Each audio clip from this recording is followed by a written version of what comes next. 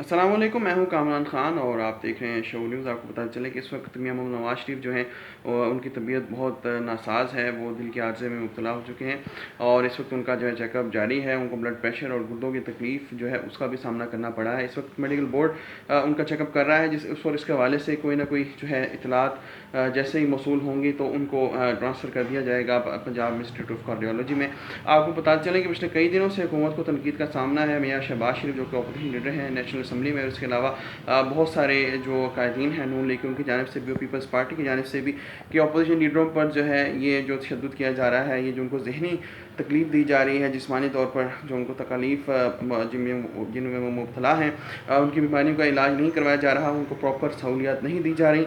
तो इस हवाले से हुकूमत जो है उस पर बहुत तनकीद हो रही थी और आज हम देख रहे हैं कि मियां नवाज़ शरीफ की तबीयत वाकई बहुत ज़्यादा सीरियस हो चुकी है। इस हवाले से कई जो हमारे सीनियर तजिया निगार हैं और एंकर पर्सनस हैं और कॉलम निगार हैं, उनका ये कहना है कि अगर एक साबिक़ वज़ीर-ए-आज़म जो है उसको ये सहूलियत दी जा सकती है कि एक पर्सनल बंदे के लिए एक एम्बुलेंस वहाँ मौजूद हो, तो बाकी जो कैदी हैं उनके लिए जो है क्यों ऐसी सहूलियत मुयस्सर नहीं है, क्यों बुनियादी इंसानी हकूक़ जो है उनको मुअत्तल किया जा रहा है। क्योंकि जुर्म से नफ़रत होती है, इंसानियत से या इंसान से नफ़रत नहीं होती। इसलिए तमाम तर जो हैं वो कैदी बराबर हैं। देखना ये है कि आने वाले वक्त में हुकूमत जो है वो क्या इक़दाम उठाती है और मियां नवाज़ शरीफ की जो है ज़िंदगी के हवाले से, सेहत के हवाले से क्या प्रॉपर जो है फ़ैसला किया जाता है।